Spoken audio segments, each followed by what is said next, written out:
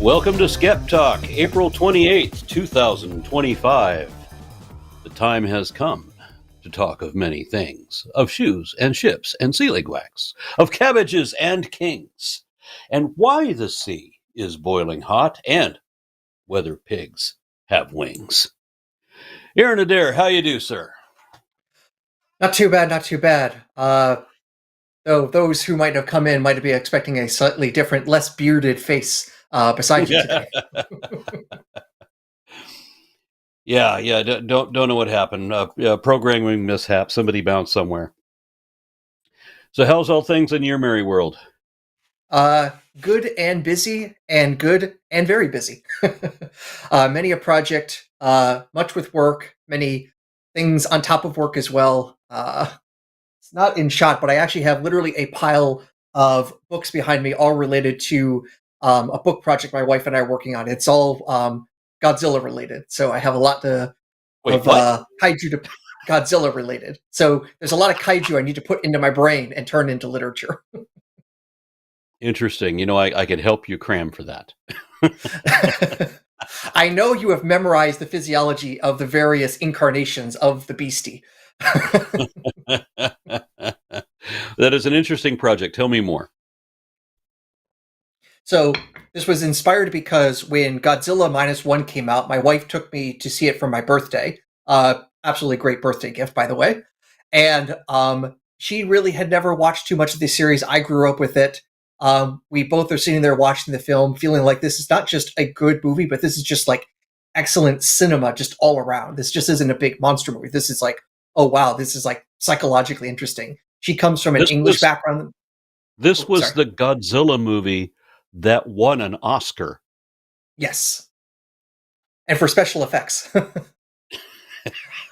Wrap your heads around that, kids. Exactly, yeah. So, like I said, my wife, she's an English major, a PhD, and that sort of stuff. So she has that sort of knowledge base that she sees things and can attack things and realize there's some synergy that could happen together. So we've already watched all of the Japanese and American films, including the not-so-real American film. So that's already churning in our craniums. Now it's just a matter of making it into something worth talking about. I'm trying not to get baited into what the United States could have done when they finally had the opportunity and a huge budget for real good special effects. With all the movies that I grew up, you know, watching guys running around in rubber suits and how cheesy it got in the 70s when I was a little kid, man, it was bad. But when the Devlin brothers finally had a chance to do it, it could have been greatness, and they deliberately sabotaged their own project and made it suck. Well, they took a beloved hero for generations and literally got it pregnant, then tied it down and shot it. That's how disrespectful they were. In many ways, that creature from that film, I would not consider Godzilla, not only because of many other failings, but to me, it is more similar to an influence on Godzilla, the Beast from 20,000 Fathoms, if you've ever watched that film. Oh yeah, many times as a kid. Yeah, because all there was for monster movies were the old black and white drive-in things when I was a kid. Yeah. And in many ways, it's very similar. The creature feels like it has to come to New York to nest, gets defeated eventually in the 20,000 Fathoms Beast. He gets killed in Coney Island, but nonetheless, some landmark has to be his final cage. Exactly. All right. I see that we have a caller, so Right. Shall we jump into it? Absolutely. Okay. And we are speaking with Min in California. Min is a theist. And what is your question, please? Hello, Aaron. Hello, Aaron. I before I say my question, I would like to say that I really enjoy your a series about evolution, and because I grew up in Vietnam and I already learned about evolution in high school, but your series helped me understand it in more like in depth. So that's something I really enjoy. Thank you very much. Yeah. So today I would like to ask you about something that I'm curious, like how much you weigh evolution in the way that we as human beings pursue happiness, and also in the world of romance, romantic dating. And the reason is that um uh I used to be on Tinder, and even though when I check the statistics around that, it say that more men, like they swipe on the right more for women than the opposite. And I find it pretty interesting, even though I'm a gay man, so this affects heterosexual people more than I do. So, and they think they also a study um, uh, discovering that women, they tend to choose men who have higher educational level than vice versa, and they don't find any evidence that men are intimidated by women who have high education and economic status. So I'm curious that do you think that means that the way that we evolve, that it's the evolution shaped us in the manner that the women and men have different standards for dating, and it's not so much about that society tell you, because you're a man you should date this way, and a woman you should date this way.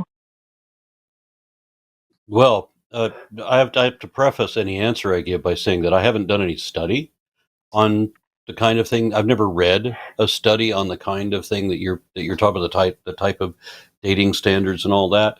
So any answer I give is likely just to be an opinion based on my own personal experience. So I don't know how Yeah. valuable that would be. Oh But I yeah, that's mean, cool because I'm curious from your perspective. So I have known plenty of women who do look for men of intelligence. You know that mm, is a factor. Strangely, when I was when I was at probably my most successful in my youth, my act was to be stupid.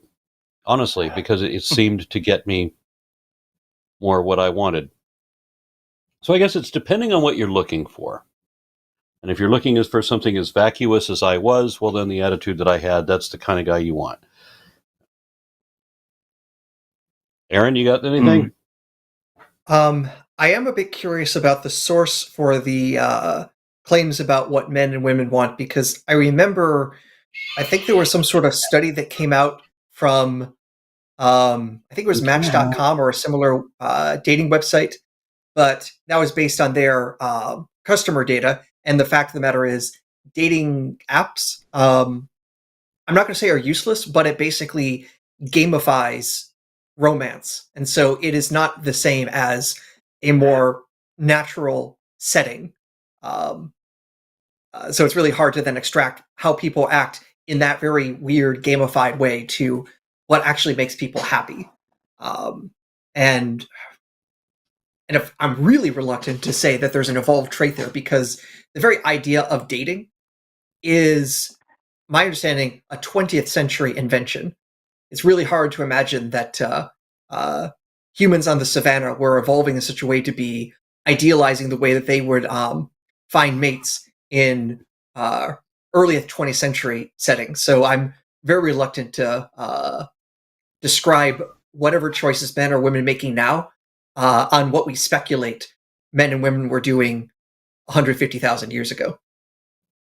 Wasn't it all just like arranged marriages and such just a couple centuries back? Yeah, yeah, also throw on top of that basically since agriculture, we've done things differently than what we did as hunter-gatherers. So yeah, there's a lot of culture that is going to, at the very least, get in the way. So again, very reluctant to say such a thing as an evolved trait. There had to be a time when you let. Excuse me, she won't let go. there had to be a time when like say as hunter gatherers or whatever, that it wasn't always arranged marriages. That there are people just milling about, interacting with each other, and women are selecting traits that they admire or that they're curious about or interested in.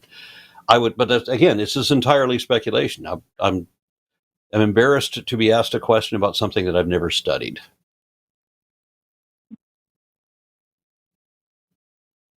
Oh yeah, that's okay. So I guess there's something. Let me see. I think I remember there was a talk in this group called Santa Fe Boys Foundation. So essentially, it's a conference for many scientists and evolutionary biologists and psychologists together and discuss sex and gender and how it affects our society.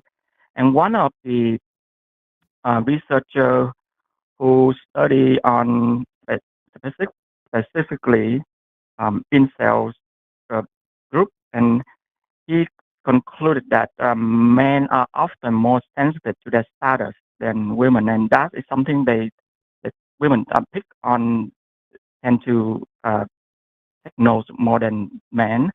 Therefore, they men who have like higher status in more like full-time job and greater status in society, then women tend to pick them more than the one who has a part-time job. So I know, Aaron, because I went when I watched you how you accomplished your careers and stuff like that, and it seemed to reflect really well, what I uh, uh, gathered the information from. That's why I found it really interesting. Well, thank you.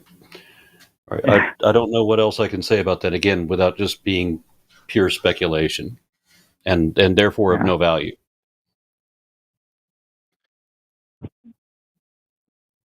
Perhaps yeah. Okay, to so slightly broaden on yeah. it, I'm not sure, Aron, if how much you've looked into the claims or evidence behind the claims of evolutionary psychology, because this seems like it's strongly attached to the questions that Min is asking.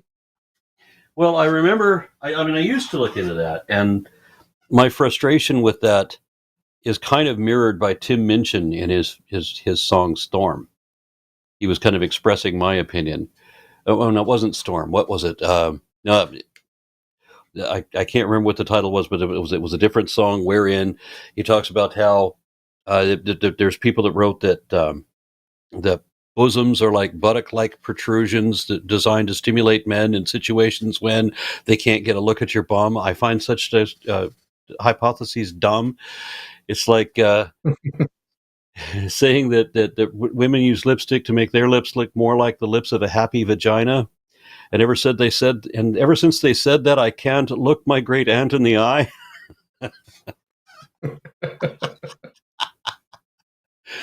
Yes, I mean that's Yeah. kind of where I fall on that. All right. All right. Yeah. And admittedly, it's not something I've studied at all, especially because I don't study biology near enough as many other people on the call tonight, let alone on the line in general. So the best I can say is I've at least looked at other people critiquing evolutionary psychology, and it seems like there's a lot of weaknesses there and a lot of just so stories. So I'm very skeptical of uh, taking the results they have and actually saying this is something that we were evolved for, or how that Mm-hmm. trait could have been selected for 10,000, 100,000 years ago. Um, Humans are a little bit weirder than the some hypotheses are out there suggesting. I would say ultimately, Min, if you are looking for a partner, though, one way or the other, uh, apps or otherwise, the best thing to do is just, go out there and find someone you click with. That's ultimately what I used apps for, and somehow my wife decided I wasn't repulsive enough to keep talking to, and it worked out. Yeah, Yeah, thank you. Yeah. So before I go, I hope I can ask Aaron like one question here, because in the past I know that you often, I remember the example you gave about, like some people are reading the tea leaves for meaning, and you say that there's no meaning behind that, because when you talk about a superstition in a religious belief. And I think probably this is something I had to call back to ask you again. But overall, like, I'm curious, the I think like religions in general, when they um talk, overall they organize people in the way that they find something greater than themselves to live for, and therefore this bring them, it resolve the existential you know crisis in people, I guess. Therefore, they live their life more productively. And I see that even though you are an atheist, but you live your life in a manner like, you live for your family, for your wife, your son, and then you have the uh, huge interest in animals, and you took care of your snake. That, I think that's the model that I see in, many people in the religious community, that it helped them, have something greater than themselves to strive for, and therefore it help a social cohesion, and help people flourish. So I wonder, how do you think about that, Aaron? well, if you're talking about do we find purpose, and can find purpose in our lives and be fulfilled by that, by working towards something greater than we are. And in my case, I'm trying to advocate for secular policies above all else. I mean, yes, there's science in it, which I'm fascinated by, but the real thing for me is trying to defend secularism. I consider myself in that sense a patriot. Mm,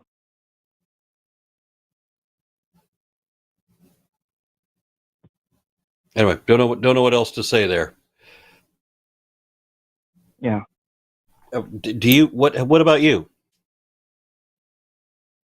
Me, yeah. So I'm pretty sure you read the Taoist thing. So I'm a Taoist. So I live my life in a manner that I feel like everything's run in a certain way. I just have to follow what I think the universe has for me.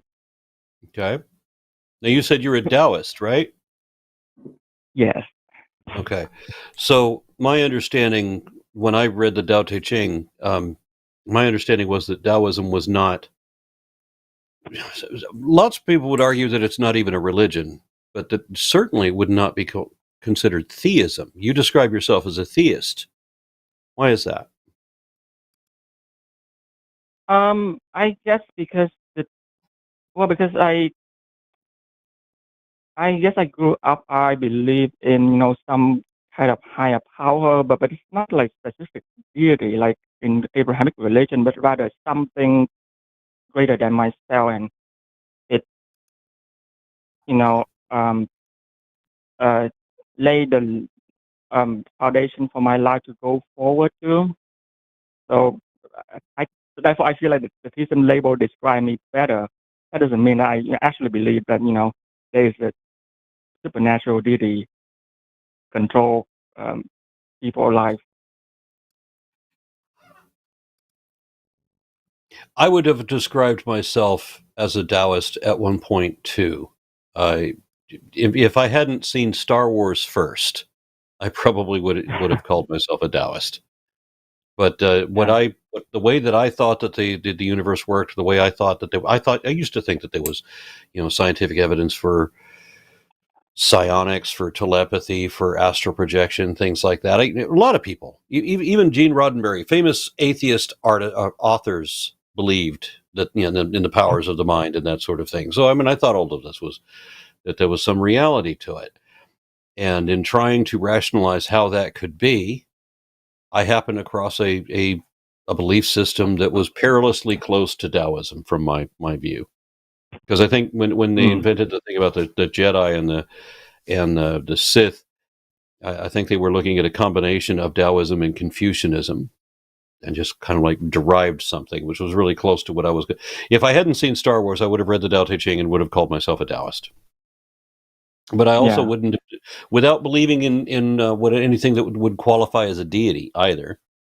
So I get how the labels can be a bit confusing, especially when we have different definitions for it. Yeah. Okay. Yes. Thank you so much for taking my call. Yep. Thanks for calling in. Okay. Yeah. Thank you. Okay. Bye-bye. Okay. Now, at the moment, we don't have any other callers, theist or otherwise. And I'm curious about that because all week long, on any given week, I have these people who chime in who always want a personal audience with me. They always think they can, best me or win me or whatever. And they say all the time that I'm afraid of them, and that when they write comments on my videos, they think I delete their comments. They don't realize it's the YouTube bots, and they don't realize that whatever the YouTube bot is identifying is something that they've decided violates their code of conduct or whatever. Maybe there's keywords. I've when it happens to me, I rewrite the post and I'll put it like maybe in 3 pieces, and then I'll change the wording for everything. And if something gets deleted again, at least I'll have a better idea what and why. But these people think that I am hiding their comments because they made such a valid point, and I have a belief system, so I have to believe what I want to believe, even when I know it's wrong. No, that this is their position; it's not my position. Irritates the crap out of me. But here we are. Here's an opportunity. You want to go to an uncensored space where I can't delete your comment? Bring it. Show me how impressive your belief system is. Bring me the facts that I cannot refute. Why don't anybody ever show up to do that when I'm here? Aron? Well, actually, they ought to be calling in because we have a poll going, and from the record given to us by our producer, that there were 340 votes, and 2% of them said that evolution is false, God is true, and they're going to call in and prove it to us. So 2% of 300, that means there should be at least 6 or so folks coming in right now. Come on, tell us. Where are you? Yeah. It is worth noting, the poll also suggests that actually the source of our existence is haggis of some sort. And that was actually about 27% of the audience. So this may not be a scientific poll. Okay, so while we wait on that, got anything else? I was last week. I was at American Atheist National Convention in Minneapolis, Minnesota. That was fun. It was a costly trip for me, especially with mechanical problems coming home. But I brought my dog, my Great Pyrenees. I think he had the best time of his life. You bring him into a conference hall, and suddenly there's 100 people petting him. He turned into a puppy. It was a really neat thing to see. He's like 8 years old, but he turned 6 months old for a little bit. That was great. I brought my biggest python too, and I think he got a lot out of that trip, though I was required to keep him locked up in my room. Frustrating. So that's my recent news. What about you? Let's see here. I've been having a successful number of publications popping out. Like, even though my day job doesn't do anything research-like, and everything else I do that's research-ish is on the side, I've had a number of things, including a few things giving us some reasons to doubt that whole Exodus story. And I finally got a chance to use math to do it. Let me bring something up to you that I know this is going to be completely outside of your field. It's completely outside of anything I touch. But I've got some antagonist who, again, this is in private email. There's nobody else to see it, so I don't understand why he's acting like such a jackass. But he sends me these emails. He says he's got a YouTube video that proves telepathy. And the way he's proving telepathy is that I tried to get him to explain what his hypothesis is. He says that telepathy is governed by microcrystals in the pineal gland that facilitate broadcasting and apparently reception of telepathic communication. But anytime I ask him to explain any detail about this, he tells me to go watch the video. He's not going to give me any links that validate these microcrystals in the pineal gland, that they even exist, much less that they do fuck all. No, he's just going to insult me and tell me that I'm a coward because I'm afraid to deal with whatever he can't bring or show. So, in some ways, him emailing you is kind of a disproof, because if he could inform you and locate you by telepathic means, why did he have to use an email client? It seems like if he has this ability to transmit knowledge anywhere in the world, but instead he has to go to this fumbling materialistic technology, it's almost like maybe you don't got what you claim. It's kind of like that joke by Stephen Wright, is addressing the audience. It says, "Anybody here believe in telekinesis? Raise my hand." I would actually love to have a little bit of interaction on what this guy thinks, but sadly, no. When you can't ask any question without just being told that I'm a coward and I'm going to be exposed as a fraud because I asked a question you can't answer, and it's a basic question. He said that the pineal gland has been confirmed to have these microcrystals that do this thing. Okay, show me the study. Give me the link. You have to go watch my video. Yeah. It wouldn't bother me so much, except that I encounter people like this at least once a week. I've got some loony bin like that. Yeah. I'm also just thinking, like, if I'm trying to understand how it would work, it makes it sound like he's trying to suggest something like a radio antenna in the brain because of these crystals. But while I only have minimal experience when it comes to the physics of antennas, everyone has that basic idea that if you are using a radio and you're trying to listen to something, you have to tune said radio. If we just have basically crystals bouncing around inside of our pineal gland, what's the chances that two folks are going to have their two radios nicely tuned to each other to pick up that signal well? And there's a lot of questions that just go along with that, even functioning, even assuming these crystals can produce radio waves. And the thing is that telepathy is would have to be, if it was real, it'd be the easiest thing in the world to demonstrate, right? I mean, it's just the easiest thing for. Hey, what number am I thinking of? Hey, you're right. Anyway, we've got another caller in here, and I'm going to go ahead and pick it up. We are talking with Mark in Ohio. How you doing, Mark? I'm fine, gentlemen. Can you hear me? Yes, sir. Yeah. What is your quandary, sir? Well, like I told you, I am an atheist. I've been for a while.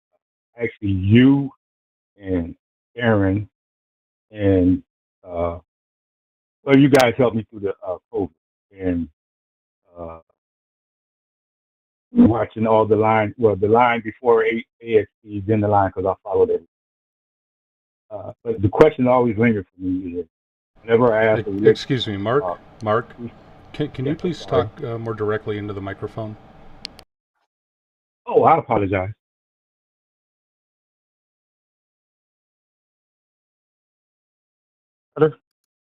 Hello? Hello. Is this better? I was asking, was this better? Okay. Yes. Yeah. Okay. I'm sorry. I apologize. My second time doing one of these. So, okay. Can you still hear me? Yes. I got my mute. I have my, okay. I was never able to get a clear answer on three figures from, we'll just say the Old Testament. The story of Lilith, why is Lucifer portrayed as evil, and literally in the Ten Commandments, God says there's more than one God. Well, that's the way I took it. There are places in the Old Testament where God does admit to other deities. And there's a place like in Ezekiel where Ezekiel raises an army of the undead by praying to a Greek god, the four winds. And this is all in the instructions of Yahweh, but I mean, here is Yahweh working in conjunction with Greek gods. So that's kind of interesting. But I mean, it bounces back and forth because the Bible was written by a bunch of different people who had different theological perspectives. So at one point, Jacob is wrestling with God, and then God isn't God anymore. God is just an angel representing God. So when you beat God in wrestling, it wasn't really God. It wasn't God. It was a spirit of God who came down as some guy. And maybe he's an angel, or maybe he's just some guy who's enhanced by the spirit of God. Bullshit excuses. Okay. But you had a more specific question, I think, didn't you? Yeah. Also, well, you didn't get the guys in the Lucifer, but is this story of Lilith true? Not as far as she actually lived, because I know the whole thing is myth or whatever. Yeah, Lilith is not canon. She's also not she's mentioned in passing in the Old Testament only, but her legend is Talmudic. So this is her reference of both. There's two versions of the Lilith story, and I think one of them is Talmudic, and the other one is Talmudic legend, and the other one is just a random Jewish legend, where Lilith was created equal with Adam. So God creates man and woman together as separate units, and then Adam wants to assume superiority over the woman. He wants to be on top, and she wants an equal position, and somehow she knew God's true secret name. And when she refused to be subservient to Adam, and God got all pissy about that, she uttered God's name, and that gave her the ability to fly, so that she flew out of the garden to the shores of the Red Sea, where she then had an orgy with a pack of demons. That's one version. Then another version of the story, and maybe this is a sequel version, God creates Eve as the new woman, right? He created Adam first. Now Lilith's gone, so he creates Eve out of the rib and all of that. And Eve sneaks back into the garden because she has these powers, because she knows God's secret name. And she then disguises herself as the serpent. And so she beguiles the younger woman into, eating the forbidden fruit and everything. And this story was, we know, perpetuated within Catholicism, because although it's not written in the Old Testament, it's not in any of the books that survive from the Old Testament. The fact that she is depicted by a bunch of the different Renaissance artists of Catholicism, she's on when you walk into the what is the Notre Dame? When you walk into Notre Dame, on the pedestal as you walk in, there's above the door, there's a pedestal and a saint standing on it. But if you look at the pedestal itself, there's a depiction, and this is on my book, actually. There's a depiction of the serpent as a woman. And many of the artists of the Renaissance have depicted the serpent as a naga, as a female character with breasts. And it wasn't until later that they decided to recast that character to be Satan. I've seen that. So that's interesting. In pictures, yeah. I've not actually been there, but I've seen it. I've seen that in photos. One of the reasons I was asking, I'm sorry. Go ahead. I said one of the reasons I was asking, because like I say, I live in Cleveland. I am atheist, have been one since the pandemic. Just for full disclosure, it was cemented at the death of my grandmother. Because she died during COVID, from COVID and dementia. But I was still wavering, and I made a deal with God, and it didn't come through. And then I realized I was just talking to myself. So, and then it's still, but I am surrounded by churches in my neighborhood. And yeah, at first I was angry an interesting way to do it. I'm sorry. No, you're making a deal with God, and then God fails in his endeavor. That's an interesting way to do it. Well, But I'm because following. she was literally the person who held me together. So I was No, I willing get to it. trade my life for her. I get it. Mm. So, but I mean, but also, like I said, I've been watching all these shows on the line and deconstruction and other things. My issue is my whole family is Christian. And only thing I could tell them to do is just read the Bible from front to back and don't use the King James. Am I wrong in saying that? I like to do multiple comparisons. Like I forget what Bible Hub I think it is. You can look up 20 some odd different versions for different passages. If you don't know whether it's Greek or whether it's Hebrew, all you know is English. There's plenty of English translations you can bounce back and forth with. That's how I read the Quran. I needed to read like 6 different English translations of the Quran at the same time in order to make sense out of that book. I'll give the Bible this, though. It's written better than the Quran. So if the Bible, if the Hebrew Bible is the Word of God, then God started slipping up when he started writing the Gospels, because that's not written as well as the Old Testament. And then when he came along and he did the Quran, he really started fucking up. And then he did the Book of Mormon. And by then he was just high most of the time. His creative energy just went right through the toilet. Thank you. And Aaron, also, a few of your shows are saying your science has helped me.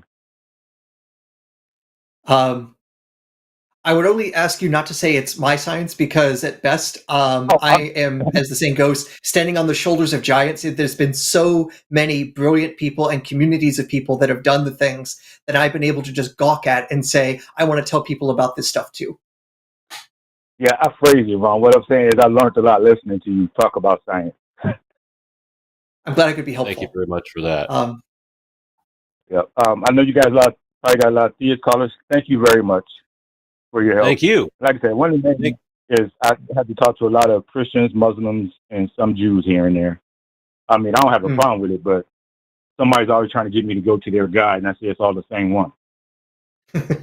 Well, if you want to really see some folks go into a tizzy, have them turn to chapter 32 of the book of Deuteronomy. There's a passage in there that's often called the Song of Moses, and it's considered one of the more ancient parts of the Bible. And if you especially look at more modern translations, they'll either have it in the English or in the notes, that it will say that God, Yahweh, is not the top God, that actually there is a higher God, Elyon, and Elyon gave Israel as a portion to Yahweh. It says, all right, all the gods of the high council, you get this people, you get this people, you get this people, Yahweh, you get this part of the Middle East, and that's your portion. Good luck with that. That's right there in the Bible, and boy, oh boy, have many a believer not been comfortable with that ancient theology. But it's right there in the Bible, and you can't run away from it. I'm going to have to go back and read that part again. What part did you refer to, Aaron? Okay, so this is Deuteronomy chapter 32. I can read bits of it. So specifically, the more modern translations like the NRSV EU are trying to do the best of translating this into English and giving some notes. And so specifically, if you're in chapter 32, verses 8 and 9, 7, 8, 9. So I'll read it right now. Remember in the days of old, consider the years long past. Ask your father, and he will inform you, your elders, they will tell you, when the Most High, Elyon, appointed the nations, when he divided humankind, he fixed the boundaries of peoples according to the numbers of the gods. Yahweh's own portion of his people, Jacob, his allotted share. In other words, Yahweh got to inherit a portion of the peoples, and the other gods got different peoples given to them by Elyon, the high god. Mm-hmm. Huh. Yeah, I'm gonna read that myself also, but thank you. Yeah, there's also wonderful little passages where it says that no man has seen God and lived. except for the handful who did, including one point where God just decides to show up and show himself to 72 of the Hebrew elders all at once. But then right after that, it says nobody's seen God and lived. Yep. What were all these things? There's a lot of editing that's gone on. Specifically, the passage I read, we've actually now got the manuscript evidence to go back early on, because we see that in the Greek and in the later Hebrew versions of the text, they didn't like how it said that the nations were split amongst the gods. Literally, the sons of Elyon, B'nai Elohim is the Hebrew. And scribes were like, no, we don't like that. So they changed it, but we have found in the Dead Sea Scrolls the oldest version of this, and it says sons of gods. B'nai Elohim is the most ancient version of this text. I'm going to have to bring that up with Kip Davis. Oh, he's a yeah. Kip knows this like the back of his hand. Not only does Kip know this very well, he had a stream a couple of months ago with Chrissy Hansen, and she's written a couple of articles also related to this passage and various evangelical attempts to get around its straightforward meaning. Okay, then. Yeah, I should go watch that. Yeah. Anyway, Chrissy Hansen, learn every day. Chrissy Hansen is one of what was one of my most ardent critics. Actually, she's written quite a lot against some of my interpretations and bashed me pretty hard back in the day. But I do respect the scholarship, and so I don't mind. So I'd be happy to go back and watch that conversation. Anyway, thank you very much. And we do have a caller. We do have a theist caller waiting, and so I'll go ahead and jump over to them. Oh, yeah. All right, thank you, and have a good evening, gentlemen. You too. You as well, Mark. Bye-bye. All right, as I said, we're going to jump straight over to a theist.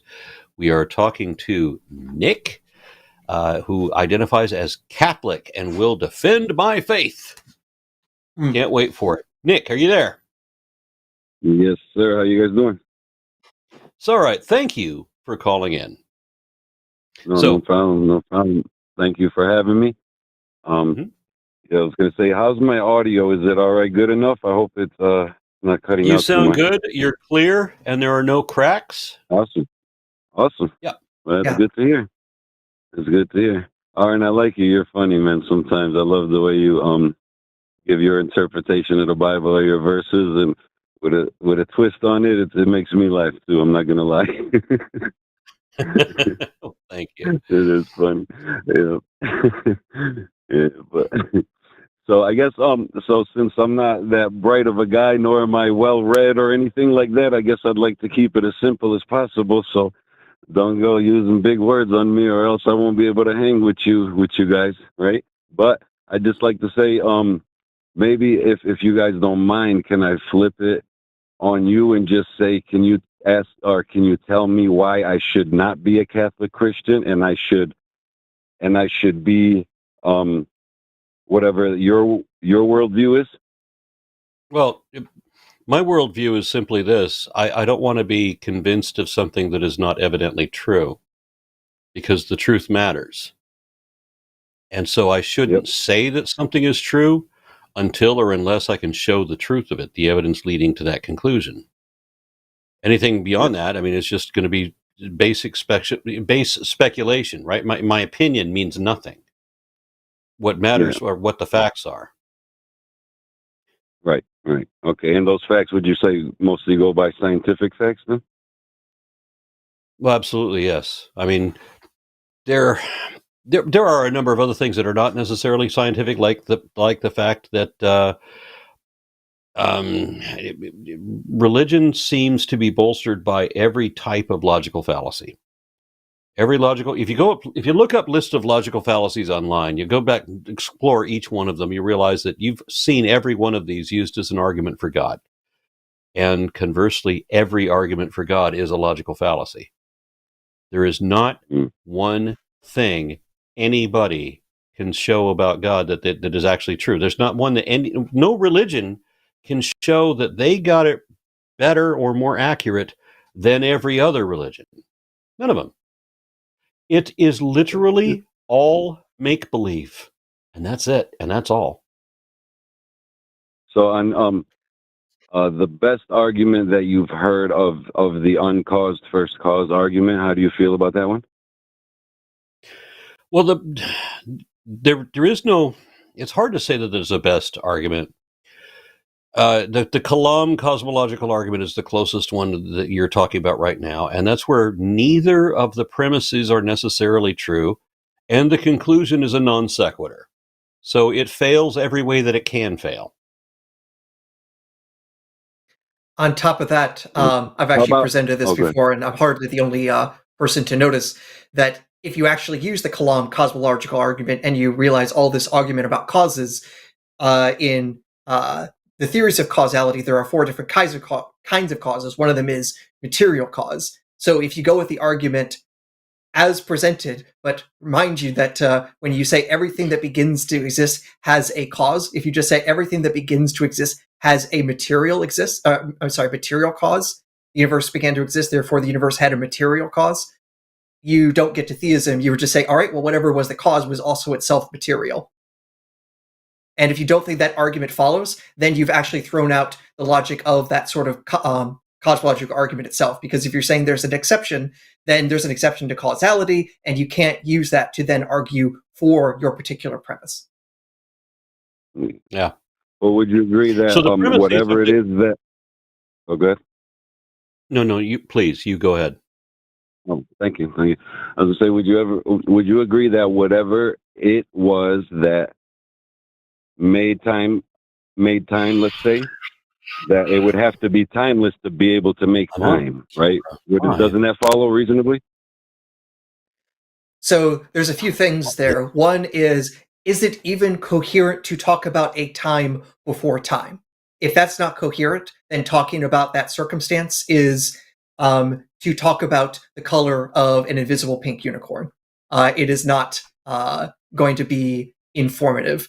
And if time can begin, then whatever is basically the quote-unquote cause of time, well, what is the reason to think then that is also not natural? Again, the argument that I am saying is like whatever the cause is will have a material component because every cause we've ever seen has a material component. To now say here's the exception is basically to say, all right, then cosmological arguments don't actually work. There are exceptions to it. So either we can say there's an exception for the universe itself, or we're consistent and there's nothing that provides evidence for theism. Yeah, so when William Lane Craig revitalized or republished his version of the Kalam cosmological argument, it had already been refuted by Carl Sagan 20 years earlier.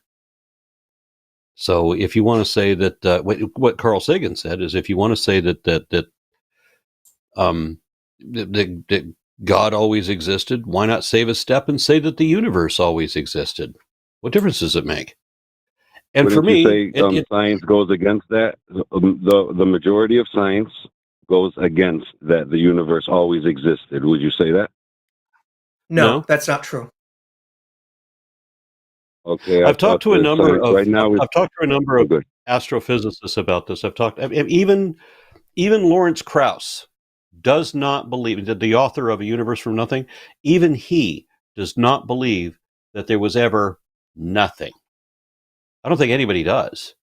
Sean Carroll, who I've interviewed a number of times, he says that in his favorite cosmological model, the universe is eternal in both directions. And I've seen there was a video by Skydive Phil in which he interviews a number of astrophysicists, physicists, and philosophers all at the same time, all talking about how the universe is eternal. So on the premise of the Kalam cosmological argument, anything that begins to exist has a cause. That's an arbitrary statement. And causation, as Aron just explained to you, isn't even defined in physics the way that religious people do. Then the second premise, the universe began to exist. No, not necessarily. There's a possibility that it might have begun to exist, but all the physicists that I know of say no, that it is in some form or other, it is eternal. So both premises have failed. And then the conclusion, where William Lane Craig says, The cause of the universe, therefore, has to be a magic, imaginary, invisible man. No, there's nothing to conclude that. Gotcha. How about the supernatural? Do you believe in any form of supernatural? You got some evidence for it? Yeah. I would say I got evidence for it. What you got? Free will. Do you believe in free will? Free will wouldn't be supernatural, but we also don't have evidence for it. So do you believe in free will, though, you? I don't believe in like much of anything, unless we're talking about, human rights. I would say that I believe that. I believe in the Constitution of the U.S. I believe in that. Do you believe you have free will? Do you believe you have free will? Sorry, No. I'll be a little more specific. Do you believe you have free will? No. Okay, got you. At least you're And being more consistent with it. more importantly, within Christianity and Islam, you logically cannot have free will. It is Why, logically just 'cause God denied. knows everything that would happen? Just because God knows everything that would happen? And because in order for God to do anything, he has to overtake your free will. He has to harden Pharaoh's heart. And the Quran is more explicit about it, that God decides he's going to punish people for believing or not believing. That's it. It doesn't matter whether you're good or evil. It doesn't matter what horrible things you've done to other people.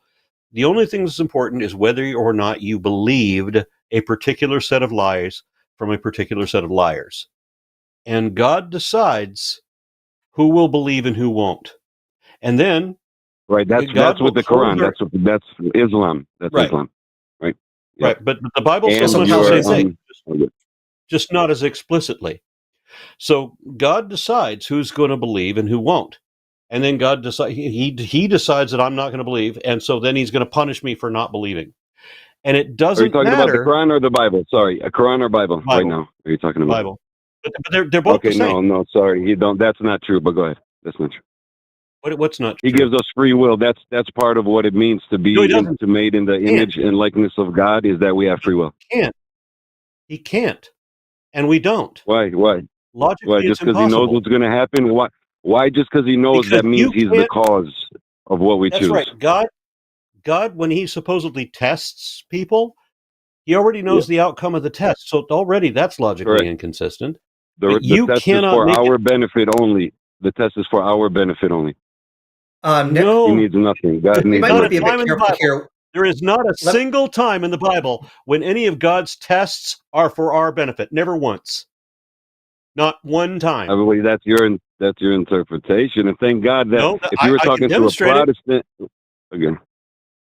Oh, well, I was going to say if you're talking to a Protestant, you'd be going back and forth. But we're not a sola scriptura. That means Bible alone church. We have sacred tradition as well, which tells us what the Bible means as a whole. So I get it. That's the difference of being a Catholic Christian and a Protestant. So in your religion in particular, you have even less free will because you're not even allowed your own interpretation of it. You have to be told what it means. Thank God for that, because we can see the destruction of what happens with that, right? As a Catholic, as if the Catholic Church has been this great bastion of consistency, morality, and peacefulness. That has been the legacy of the Catholic Church, right? You're talking about the sinners that chose to go against what the Catholic Church teaches? Yeah, we can talk about that all day. I'm talking about the motherfucking what does the church I don't think that's what said, he let's have a what does the motherfucking church crusade. actually teach? I'm talking about what the does popes that actually basically teach? okayed the Inquisitions. I'm talking about the organized boy fucking that the modern Catholic Church has done. How about the Validoid trial? Well, can I respond to that? Can I respond to that really quick? Sure. Okay. So yeah, what you said, the BF, which breaks my heart and is real sad. But you're talking about the BF that happens everywhere in the world, such as public schools, the church the soccer literally coaches, covered it up for decades, and it had to be revealed by outside secular sources. The Catholic Church lied to the world and allowed more children to be harmed, and did everything they could, both with their religious and legal powers, to protect themselves, to literally continue the harm of young boys. So no, Yeah, Nick, absolutely I want to. fucking not. Yeah, Nick, I want to touch on something important here. So Okay. it has happened that child rape has occurred, very rare occasions, in public schools and things like that. They're not Very rare. It's not Okay. that Okay. it's I'll not that let you it's say that. never Good. happened. I'm not going to say that it's never happened, Okay. but within the Catholic Church, for decades, there has been a system to protect these people from doing exactly that.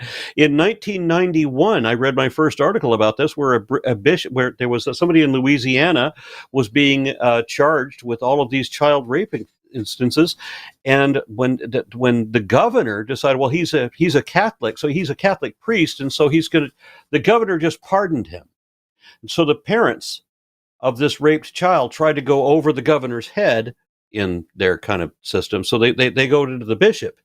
And the bishop said on public record that if the Catholic Church were to, in 1991, he said if the Catholic Church were to prosecute every homosexual pedophile priest, their words back then, the Catholic Church would be in the litigation of the billions of dollars. That was in 91.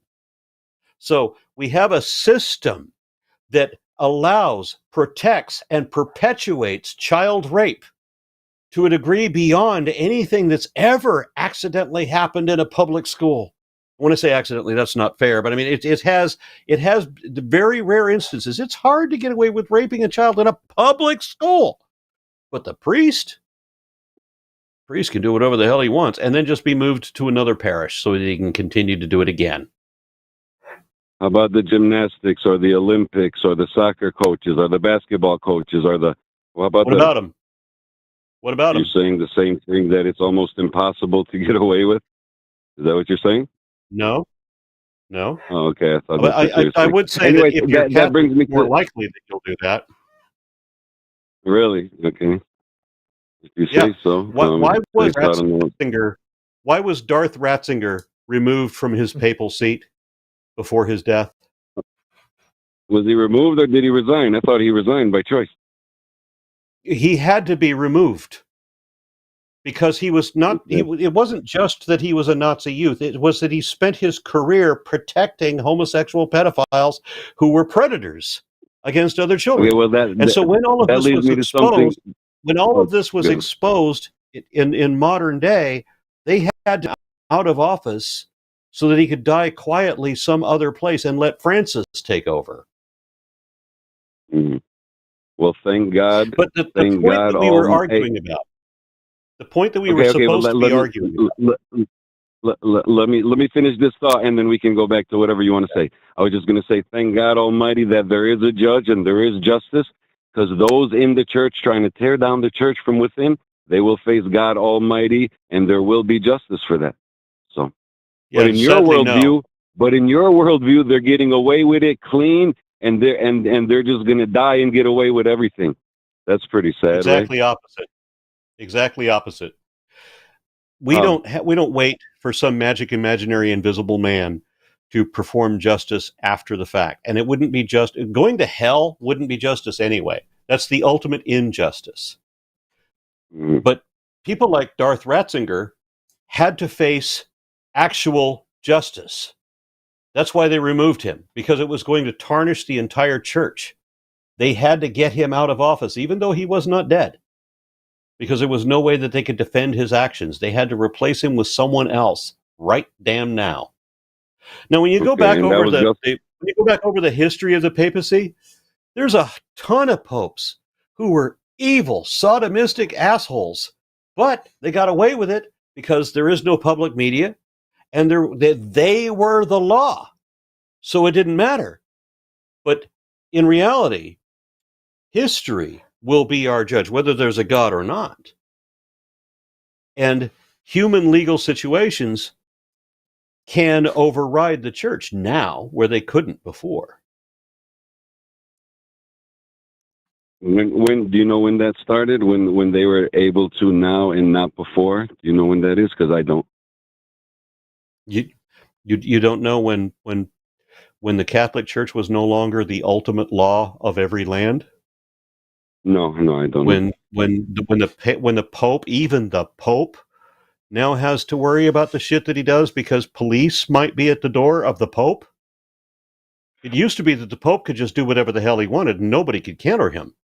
But now that's Are you changed. sure about that? And it's Because that's what changed. I'm asking you. When was that, and when did that stop? Is what I'm asking you. When did what Do you know? stop? Where they When were did able what to do stop? anything they wanted and not worry about the law, but now they have to worry about the law. When did that change? Right. When did that change? I believe I just gave a great example. Darth Ratzinger, for example, went to Africa and told all of these people that were suffering in the height of the AIDS epidemic that he told them that the use of condoms spreads AIDS. You believe that? What a horrible thing to tell people.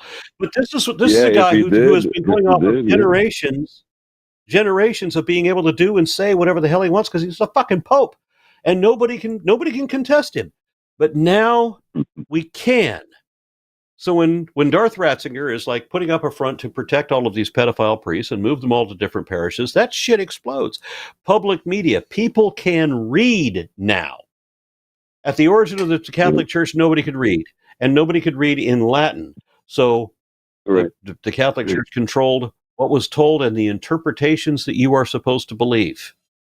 Now that shit don't work anymore. Because we figured out what Carl Sagan said. Arguments from authority are worthless. Show me the facts.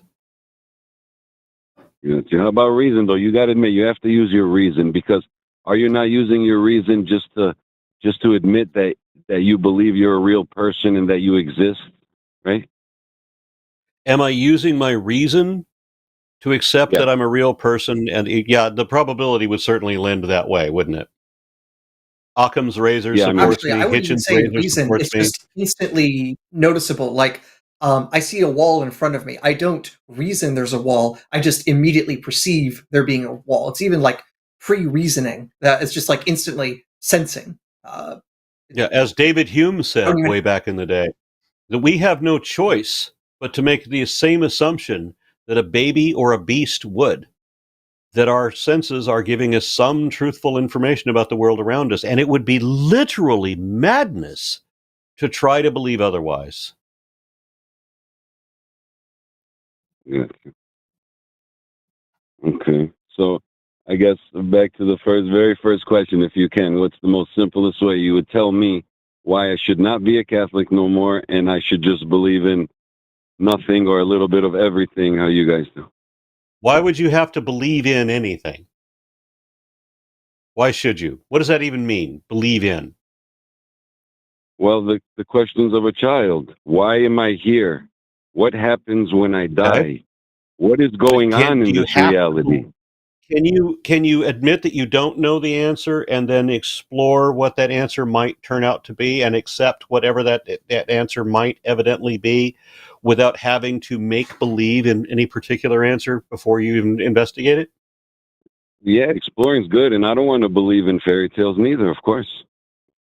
Well, then good. You can give up on the Bible straight away. So when we're talking about believing in, I don't believe in any of the conclusions that I've come to because they're all tentative and they're all based on facts. That you exist, that you are, that I am, that you exist. Yeah. You have to believe in that. No, I don't have to believe in anything. This, as Hume said, you don't have a choice. It would be literally madness to try and come up with any other conclusion. If I were to try to believe that my senses are entirely false and that everything I perceive about the universe is wrong, that is insanity. I have to work in conjunction with the reality of the real world. Now, we have before us two hypotheses, and we should weigh multiple hypotheses whenever possible. We have a perspective, an atheist perspective, a science perspective, however you want to put it, that is supported by all of this data that we can test. And then we have the unsupported assertions of impossible absurdity that comes only from the imaginations of men and cannot be substantiated by any means whatsoever, ever. And you've chosen to believe that one. So the question should be, why would you want to make believe what is not evidently true?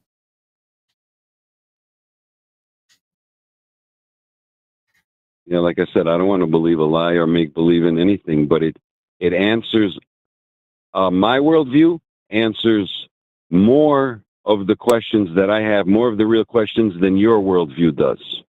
Your worldview doesn't have an answer for anything. Give me an example.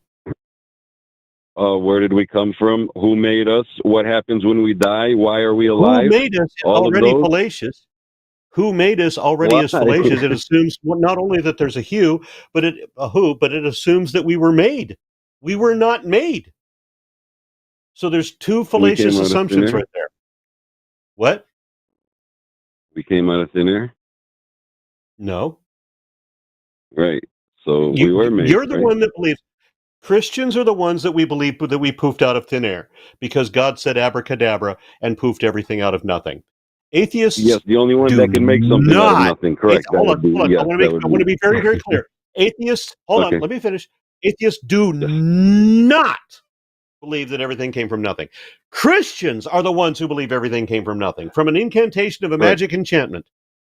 Almost. Atheists don't believe that. Okay, so then where did we come from again? Life? As we mentioned before, the universe is in one sense or another I'm sorry, eternal. I missed it. Okay. Right. As we mentioned before, the universe is in some sense. Right. So there was never a time when there was nothing. So if what is eternal was never created, it didn't come from anywhere, it was always there. Now, things change. Do you have any idea of what it was? What nothing was, or what? I mean, what? Why would I have an idea of what a thing? Why would I have an idea about a thing I don't believe in? If we do not believe that there was ever nothing, then why would I have an idea of nothing? Why would I pontificate about a thing I don't believe in, and that the scientists that I know of don't believe in either? Why would I even try to fantasize about such a thing when it evidently is not true? Where does science say that life came from again, then? Do I need to show you my videos on abiogenesis? They're a lot more complicated, I warn you, than any of my videos on evolution. Okay. They are in depth, and it's very confusing. And if you can't understand evolution, which is relatively simple, you damn sure are not going to understand abiogenesis, because it's a hell of a lot more complex. Because it's basically chemistry. Would you say majority of people actually understand evolution? No, even though if God chose to do it that way, that's most fine. People don't understand a damn thing. Most people don't understand anything. And by comparison, does abiogenesis answer the question of where the first life form came from? Yes. Okay. I guess I'll have to check it out then. And Nick, it's also worth noting, while definitely many people don't know evolution that well, the number of people who know and understand evolution is way higher than the people who understand the Trinity. Because that number is 0. Right, well, correct, because whoever claims to understand the Trinity, they are lying, or they think that that's not God. That's not really God, because we can't comprehend all of God. We can only get glimpses and pieces my point is, you don't want to use the premise of a lot of people don't understand something to say a reason not to believe it, because if you do that, then you need to throw out the entirety of Catholicism, because it has the Trinity as one of its principal foundation points. But that's talking about the Creator. How in the world would I can't even understand everything about you. How would anybody understand everything about the one God, the Creator? How? Like, it just makes perfect sense that we wouldn't understand everything about him. Okay, how does anybody understand anything when you can't demonstrate that there's any reality to it at all?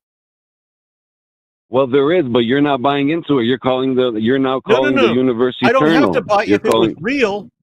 If it was real, I wouldn't have to buy into it. You'd be able to show, like with evolution. I can show you evolution in such a compelling way that you will have to admit that, evolution is a real thing. Yeah, I'm sorry, I was wrong. I can show it to you. You can't so the hiddenness of God, you're saying. The hiddenness of God, right? Wait. You can't show that there's any truth at all to Catholic belief. Okay. Are you saying because of the hiddenness of God? You're saying if God existed, why in the world can't we just see him? Right? Would you say that's your No, question? that's not what I'm saying. That's not what I'm saying. Oh, okay. You can't Sorry, I show misunderstood that Catholicism, as I mentioned earlier, before an hour ago, as I mentioned a long time ago, no you. religion can show that they got anything more accurate than everybody else. Show me how Catholicism got anything more accurate than Protestantism, than Islam, than Baha'i, than what Sikhism or Hinduism. Show me that Catholicism Yeah. got anything more accurate. How do we know that? I could tell you my steps really quick without getting depth so you understand where I'm coming from at least. So the church teaches we could know God exists by the light of natural reason alone, right? So just by looking at stuff and using our reason, we could say, duh, of course something created this. Then the second step is, who is this thing? Who is this God, right? Okay, And so that's the where first step. Wait, let me finish. So the Wait, first I'll step. finish and then you can tear it down. Let me No, just wait, finish and then you you need can to tear it down. understand. So because You need to we'll probably understand what never your get there. first step. Your first step is the problem. Okay, The go ahead. complex question Why? fallacy, also known as the question begging fallacy, is ubiquitous throughout every religion. All of them assume their own conclusions without question. That's what you're doing. So you assume your own conclusion. A thing exists, therefore a magic invisible man made it. That's what you're saying. You Well, can't show And the you're there's entirety saying, any of hey, truth. how about this? Can you admit you're saying nothing created everything, even though I don't think nothing ever existed? Can you admit Right. you're I saying that? said that nothing ever existed. I said there was never a time when there was just nothing. I corrected you on this 4 or 5 Yeah, times already, and here you I are know, already but I'm saying it's a misrepresenting my position. contradiction. You I'm saying you're said that I contradicting said yourself. that nothing created everything. If I said that there was never a time when there was nothing, that's not what I said. If I said that there was never a time when there was something needing to be created out of nothing, again, you're misrepresenting me. So Okay, no, sorry I about did that. not say that nothing was ever created or out of nothing. No, I never said anything like. I said the opposite of that. So you're going to show me that there is evidence for not a logical fallacy of assumption, but evidence Mhm. for your God, and then not just a God, but because you're Mhm. arguing for Catholicism, you've got a whole lot more hurdles to jump through. You got to show me Yeah. how Hinduism is wrong, every variant of it, and how Well, I Sikhism haven't is wrong, studied every variant Hinduism of like that. that, so I can't tell you about Hinduism on that Oh, level because I haven't studied it like that, right? I could just tell you why okay. I believe what I believe, you know? Why you believe something that you don't know. So again, go back to the original question. I asked you, why would you want to believe something that is not evidently true? Because to me it is evidently true as far as it can be, because at the end of the day, I could be wrong about anything, right? But I would have to say that I'm 99% sure. So I leave that 1% room of, hey, maybe I'm insane, or maybe my thinking is not right, or maybe right. But Yeah, the so for you to 99%, be 99% sure, you would have to have extraordinary evidence for what you claim. Not just it Yeah. seems reasonable. It would have to be so absurdly near impossible for it to be the case that you just have so many pounds and pounds and mountains of evidence that you can wheel out, just like we can with evolution, for example. But if all you have is can't come from nothing, Bill Craig said so, then maybe Yeah. you don't actually have mountains of evidence. You have personal confidence, but you can't actually back it up with demonstrable evidence. And that is not So the same thing let's as showing something is true. yeah. So when I say that it's not evidently true, what is evidence? And I have to explain this all the time. Evidence is a body of facts, objectively verifiable data. That means that you can show it, and we both accept it because we can see it, right? It's either not in dispute or it's indisputable in that it's objectively verifiable. Those are the facts. And then you have a fact that becomes evidence when it indicates one position or eliminates another. So you've got a body of facts that are positively indicative of and or exclusively concordant with your God assumption. Now, when I say that there is no such fact, you don't list any because you don't have any, and you just tell me that your belief, your logical fallacy of the question of you're assuming your own conclusion, you say that that's enough. I'm 100% or 99% sure of this foolishness that I believe in, but you haven't been able to show any evidence because you don't have any evidence, which means it's not evidently true. Back to the original question. Why would you want to believe something for which you cannot label any evidence? You said evidence are facts. Is that what you said? Yes. Yes. Is that the correct definition? Because I thought evidence has to be interpreted, and there's much evidence that is many times interpreted incorrectly, therefore giving a whole different conclusion than what you first thought, right? Look it up. The simplest definition of evidence is a fact that indicates. So we are talking about facts, things that are objectively verifiable, things that are known to be true, and that are also indicative of one thing or eliminating another. So yes, you don't have any evidence of God. Nobody does. Why would you want to believe in a particular subset of religious denomination of a thing that nobody can show is even real? Well, the way I see it is evident that something. What is your evidence? Created. What is your evidence? Here it is. Here it is. Something created everything that we see. Wrong.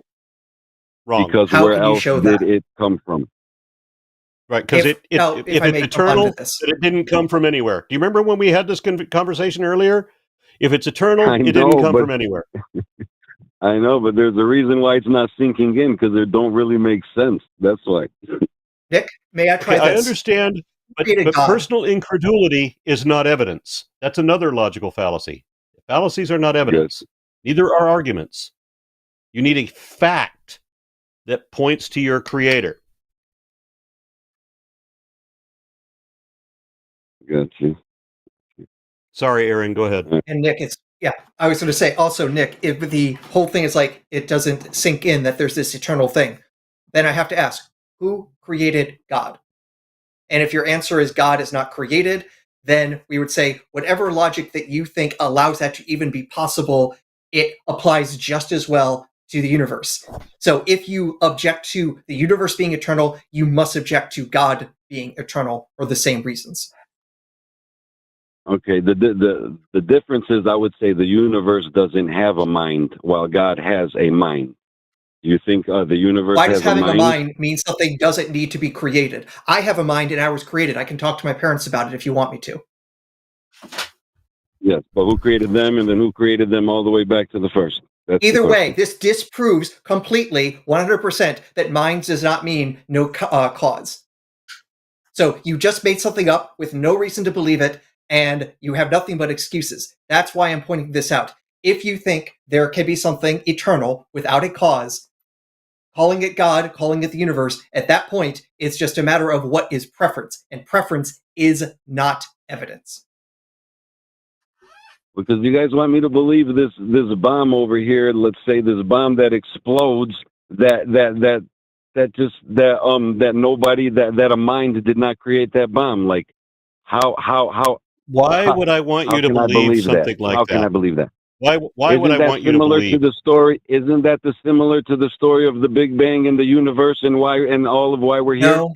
Not remotely. No, not on any I understand reasons. I understand it's not a real explosion. I know you guys will say that, but I'm saying is that a glimpse of what? Then why bring up something that you know is anyway? wrong as the analogy? So Nick, that's already kind of disingenuous to bring up something, but say you already accept our objections. Come on, if you think it's a bad analogy, don't use a bad analogy. Secondly, here's the thing: well, all analogies we are going to collapse point to eventually. All analogies.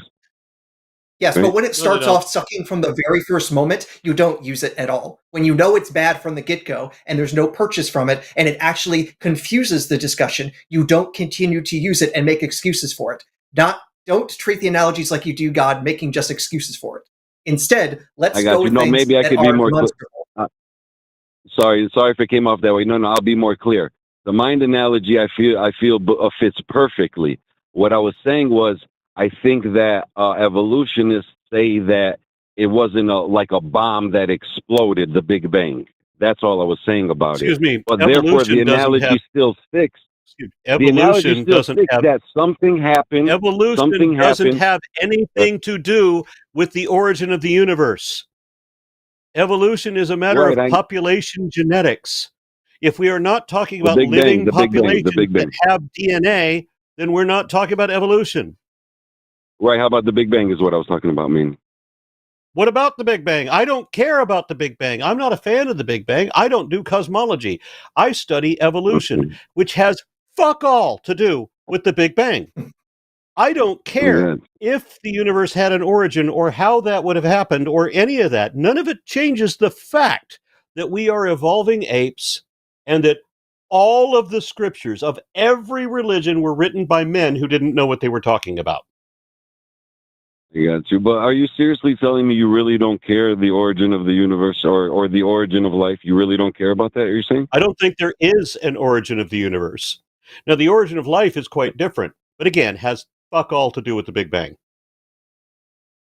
I got you. Because you don't really believe in the Big Bang? I don't believe in anything, except, as I said, abstract concepts of human rights. I believe in human rights. I believe in the Constitution, things like that. But that's a different context.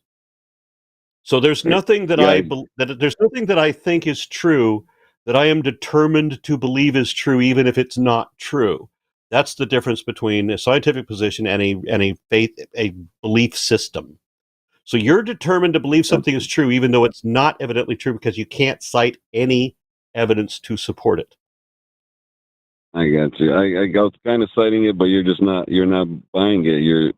But it's okay. Guys, I want to say thank you. What evidence did you pretend to have? Show me what your evidence is. Don't make this accusation because it's false. What is your evidence? Or admit that you don't have any. I told you, by the light of natural reason alone, we could know that a creator created everything that we see. So you just jump to a false assumption. The question-begging fallacy. You're calling it assumption. I know.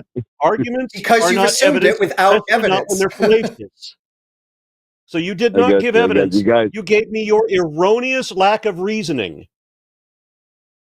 I got you, guys. Nick, your example that minds so don't need creation is contradicted by billions of examples of minds that came into existence by ultimately natural causes. Every mind we have ever encountered has also been natural. So you saying, well, God is a mind, therefore it breaks all the laws of physics, also goes against all observations, all evidence that we actually have. And you basically are saying a mind gets around it for jack all reason just because you need it to be any sort of difference. Because here's the thing, a difference does not become an explanation. Brown dogs are not immortal for the sake of being brown and different from white dogs. So giving me an irrelevant point that you can't show is evidently true means that you basically got jack all to show that anything you believe is justified. And really you'd have not even a decent word salad to protect yourself and your fallacious argumentation today. Yeah, I told you guys are smarter than me, but it doesn't mean you guys are right, though. But I told you guys are smarter than me and way better debaters, and you guys do this for a living, so my hat's off to you guys, and thank you so much for giving me your time, guys, for real.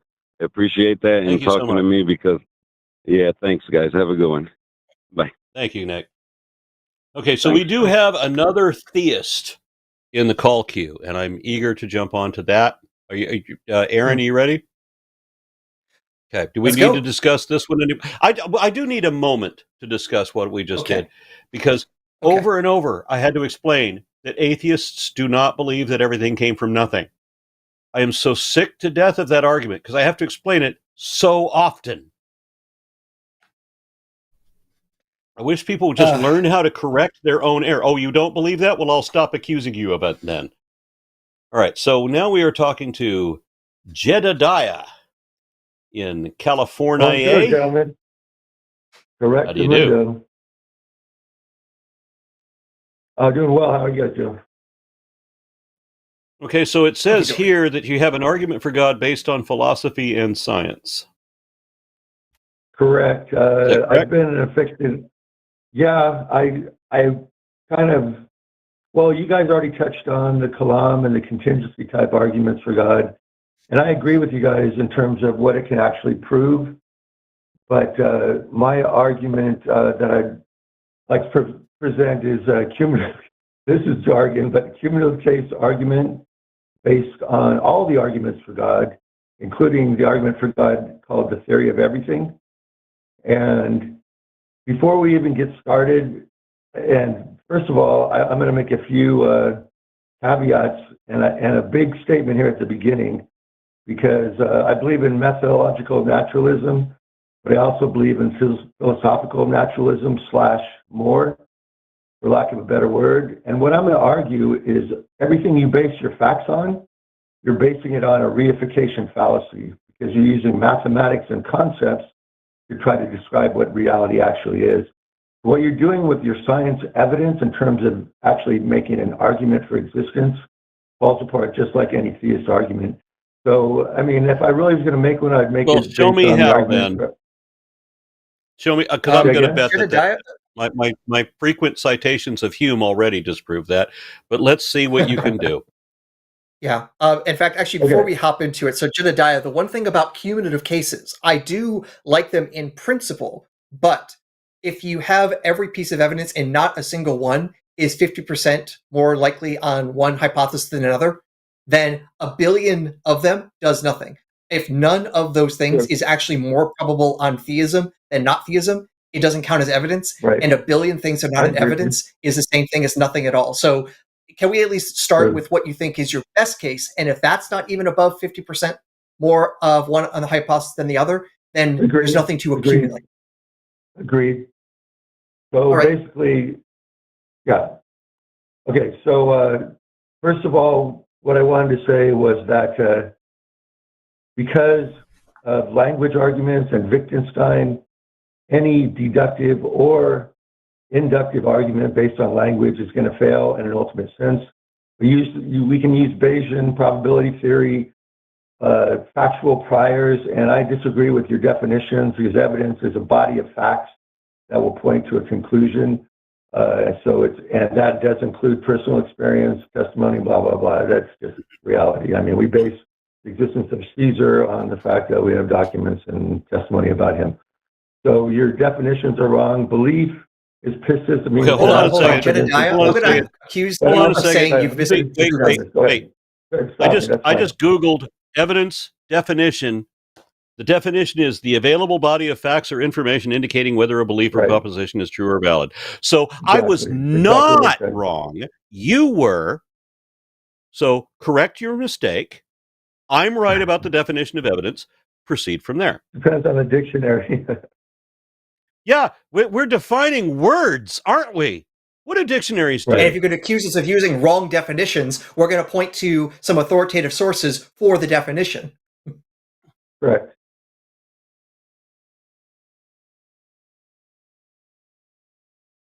So I agree with you guys. That was the whole point of my opening statement was based on Wittgenstein and his language theory, which, in case you don't know what that is, he broke down a barrier. No, I'm aware. When you said that, you said that the language will collapse at some point, yeah, that's one of the fallacies, or that's one of the failures of language. They will collapse at some point. That's why using arguments aren't going to prove anything, but they can be used as evidence pointing towards something. But I would accept the reason that I'm not a empiricist. It doesn't have to be my own personal experience. It can be that it's more than just physical evidence or scientific evidence, subjective evidence.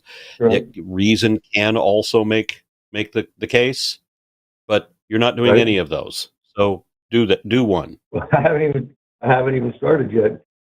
So we're laying the groundwork for that. So I'm going to give you the argument from subjective experience and subjective consciousness. And I can make sub-arguments for consciousness and blah, blah, blah. The reality is you're going to dismiss everything as personal experience and claims or something like that. But I believe there's a lot of people that have had real, I'll call it... So what you're saying then is you're admitting up front that you don't have any evidence, you just have your own subjective impressions. No, completely wrong. Okay. So you do have objectively verifiable facts in support of your position? Correct. Okay, because you did just say that I was going to dismiss them all as personal experience, but now you're telling me all I have to do that you have objectively verifiable facts. All I have to do, Aaron, is present you the fine-tuned. Aaron Ra. The Aron Ra. Aron Okay. Ra. So The guy next to I me said is Aron Aaron. Ra. I'm Aron. Okay, great. And I'm Jedediah. So we're on equal footing there. So what I Well, was gonna except that I'm say not saying is, your name wrong. I said it correct the second time and you didn't hear me because you were speaking. But it's I've heard Aron Ra. I've watched you guys a lot. So I've talked to Matt and everybody. Okay. So basically, if I wanted with you guys, I'm going to give you, because I'm a theistic evolutionist, I believe in some form of intelligence design that can't be proved. I believe that matter and energy don't explain it all. I believe that, they used to call it teleonomy in biology, which now they've changed it to, teleology is something completely different, but they changed the name, and basically it's saying that there is purpose in the evolutionary process, which is true. So all of my arguments are going to funnel all these ideas and concepts, which are just that, no proof of anything. And I'm going to say that without some type of, we'll call it supra-human endeavors, perhaps not even in the gravity realm like this, things have been happening for billions and billions of years. You can't prove there's a beginning to time because time's eternal, blah, blah, blah. So my argument is just going to be the fine-tuning argument, and you guys are well aware of that, so we can discuss that. I'll give you why I believe it's true, and you can tell me why you think because of randomness and the Big Bang explosion that it's not true, or whatever the case may be. No, you again, it's the question begging fallacy. So you assume that No. things are as they are, First of all, therefore they were created first of all, to be that before way.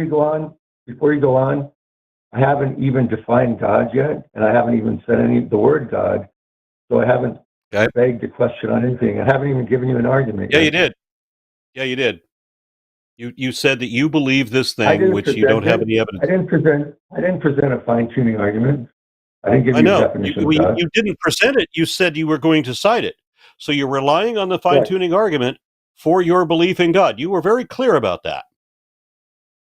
Well, I decided upon that one. That would probably be a good way to go.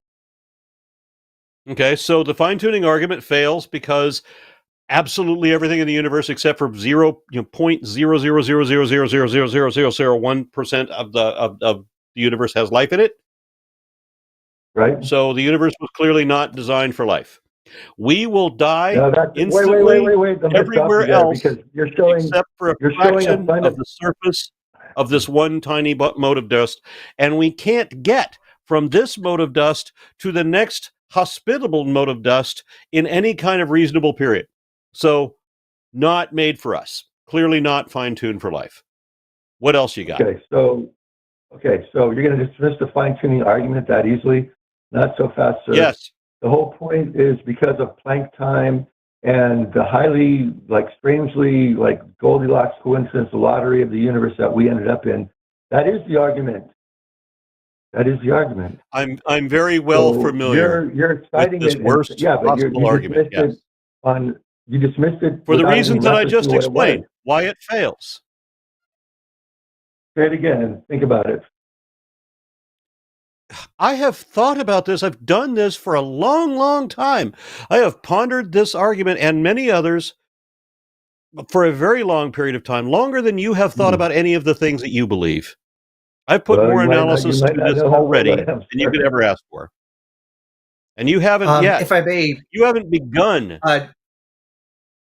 In fact, Jedediah, if I may jump in on this, when it comes to fine-tuning, I'm going to actually tell you that I think fine-tuning is an argument for atheism, not theism.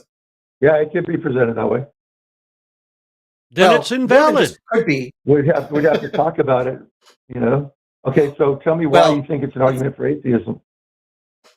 So let's put it this way. Is God limited to natural law? No. Well, actually, sorry, I'm watching you guys live too, so there's a little time delay. But so I haven't even defined what my idea of God is. I don't believe that God. Then answer my question. Can you hear me? Yeah, I can, but Jedediah, just go ahead and answer my question. You were going to, but then you stopped because apparently you realize where this is going. But I'll ask it again. Is God limited to the laws of nature? Okay, my definition of God would be the God of Spinoza. Yes or no? Was that a yes or was that a no? God is limited. Yes, I would say if that's Okay, the question, so God is limited to the laws of nature? Listen, God is not a person. He's not some dude. It's not Bob We in the didn't ask if backyard. God was a person. We asked the yes or no question of God, if whether God is limited to the laws of nature. That's a yes or a no. God is Choose the laws one. of nature. That's the whole point. Max Tegmark and the mathematical universe. God's not a So person, God dude. is And limited to the laws of nature. Yes? he is in the laws of nature. If you want So to he get, if is you want to say limited you can say to the it. laws of nature? To the question, yes. He is either limited to the laws of nature or he's not limited to the law. Yes or no? Okay, I would say limited to physics, yes. Now, Okay. not our Aron, go current ahead. understanding of Planck time or the speed of light. So there are things not dreamt of in your philosophy, sir. All right, we Aron, can go. quote Shakespeare, but that's not exactly a line of evidence. So let's try something a little bit different. Because, I mean, if we're going to quote Shakespeare, then we're going to have to go with astrology and talk about star-crossed lovers. But here's the thing. Well, Just Jim Morrison said because Shakespeare believed in astrology doesn't mean we should, okay? So let's try a little bit harder in our thinking. You said astrology or astronomy? Astrology. Okay, I'm talking about astronomy and physics and quantum physics. You quoted Shakespeare. You I gave you didn't another quote from understand what Shakespeare Aron said. pointing out, fundamentally, don't quote 16th century bards as if that's a scientific argument. I didn't understand that his grasp of physics, because I don't know what degrees he has in physics, but I Then have why quote him about anything? That's the point. What's that? Jedediah, let's try to get back on track. If you're saying God is basically synonymous with the laws of nature, then I think we're all in agreement. You've just basically called something God that we don't, and now this is just a matter of aesthetics. Right, and that was my whole point about saying concept language fails. So, well, I'm saying at this point, even calling you a theist is basically just a personal choice. It's not even an actual belief. This is not a system of dogmatics or anything like that. This is just you are calling the laws of nature God, and I don't call the laws of nature God. So we're just calling things different things. This isn't even an interesting argument anymore. I believe that there are ways that you can break through our normal everyday laws of physics. But go ahead. So you're saying God can break God? Though, as fascinating as that isn't, I have to tell you that I don't care what you believe. All that matters is why you believe it. Give me the reason. Okay, because of all those arguments, the 5 ways of Aquinas. Oh, God. Wait. Aquinas believed in a personal, mentally based God. He did not associate God with just the laws of physics. Correct. So why bring up the 5 ways of Aquinas if you don't believe them? Because I'm not a follower of Aquinas. I'm not a follower of. Then why bring up his arguments if you think they're BS? What's that? I would be hard pressed to find any true follower of Aquinas anymore in the 21st century. Why do you all cite them? They're there. There are modern day Thomists, they call themselves, because you got to have a fancy name for your philosophical school. But basically, most people have left medieval philosophy, except as an intellectual curiosity. And Jedediah, don't cite arguments if you don't think they are good, if you don't think they're persuasive even to you, and if you think they also disagree with your own theology. Basically, don't kick yourself in the shins and tell us you're playing a great game of soccer. Do you want to hear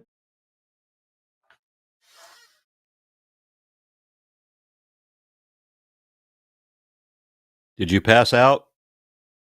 No, I'm lip reading him on the screen, waiting for him to stop. I don't know what I'm muted or what I'm not. So I can hear you. I just heard you stop talking. Okay. Well, I haven't even presented argument 1. I was going to do a subjective argument. We noticed. Right. Yeah, this is my hobby. I'm an expert at all this stuff, and I do have a sense. I went from being a young Earth creationist when I started college, and switching when I saw enough evidence, I switched to theistic evolution, and now I believe in some form of special intelligent design. And yeah, Okay. it's beyond your mathematical formulas, sir. That's a reification fallacy.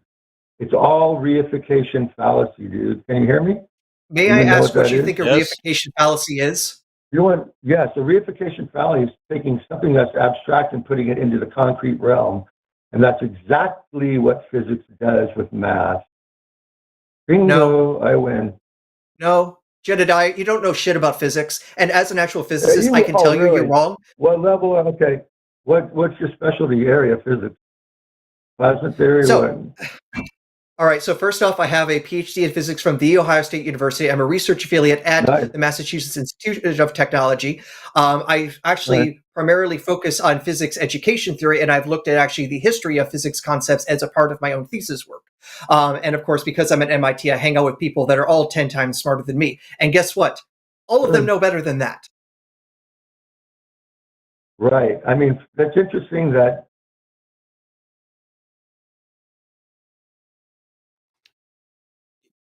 It's interesting that you put your foot in your mouth. Can you do that? You tell him that he doesn't know physics when this is his degree. You tell me that I got the definition wrong when you can just fucking look it up. well, What the hell's I know, wrong with you, dude? I know. You know, Edward This is your Vinton hobby. and everyone else. It's obviously not I your know all- job. What's that? It is Aaron's job, and evolutionary biology is my job. So you're out of your league. That's where you're wrong, sir. We can do a knowledge test and see where we come out. You know more about physics than Aaron. You know more about evolution than I. Can you write down Schrodinger's equation? I could break down from E equals MC squared the time travel formula, the twin paradox. I can get a pencil and do that right in Do front of you right we now. give this You guy don't any actually more do that for oxygen, Aaron? MC squared. So I'm sorry, you don't actually even know the math involved, clearly. You don't know what I know, sir. Do you? You just said Actually, it. I You do, know that you because I don't can know tell you shit. don't know. You told me you know. You told me you don't know without telling me you don't know. You are literally the meme on the internet. Yeah. All right, you win. Write in your peer-reviewed paper and pin it to your PhD. I kind of already have done that. I have published under peer review. I have earned a PhD in physics from an accredited R1 university. Right. And abiogenesis happens by accident. I don't even know what you're saying. Okay, well, you got to decipher it yourself. Are you saying I got my PhD in physics by accident? I mean, I admittedly did not do so well on my electromagnetism test, but I did not write down letters by accident. I said abiogenetics and the whole theory of the formulation of the chemicals in the early Earth. That, you have to say it's a random accident. Yeah, it's the lottery. It's the fine-tuning argument. Duh. Wrong again, all through. Every bit of it has been demonstrated that these are chemical reactions. If you read my paper and turned it into me, unless you actually found a logical flaw or an error in my math, I would have said no, sir. I did. Yeah, in your premise, not surprisingly. Well, because the way I started chemistry does not work by argument. Chemistry. We're about to end the show, and I'm about to end you. So chemistry does not work by random chance. Hey guys, chemistry is not a dice roll. For me. I'm walking away from here feeling like I didn't make a logical error, so I'm happy. That's because you don't even realize anything. All you did, you drank too much. You called into public media to show how stupid you are. That's what you did. So have a good night. Enjoy your little fantasy dreams about how you did so well, being smarter, knowing more about physics than a physicist. Go play with yourself and have a good time. You're off this call. So, Aron, I think that's the end of this show. We have no other callers, and I couldn't deal with that guy anymore. I wish they could do a breathalyzer test before somebody gets on the air. We could try to institute that. Amargan, do we have that tech set up? I thought we were working on it. We don't have it set up because we're afraid some of the hosts won't pass.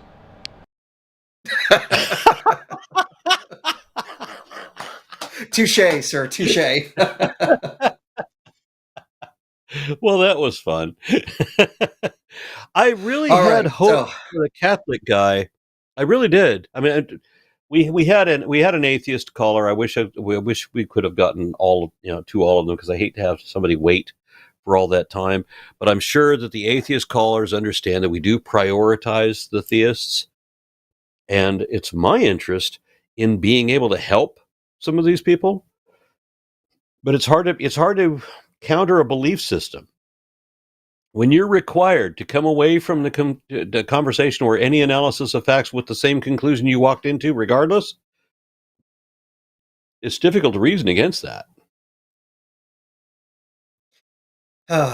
and no matter what your name is, if you come in like the previous caller, I'm changing your name to Dunning-Kruger.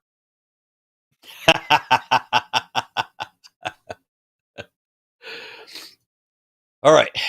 I think it is time then to are we reading chats now? Very good. I'll start. Oh, yes. $9.99 from Megan Marie. I thought my cousin was joking the other week when she said she is certified in tarot reading, but then I looked it up, and there are tarot certification classes. Guess you can get certified in bullshit.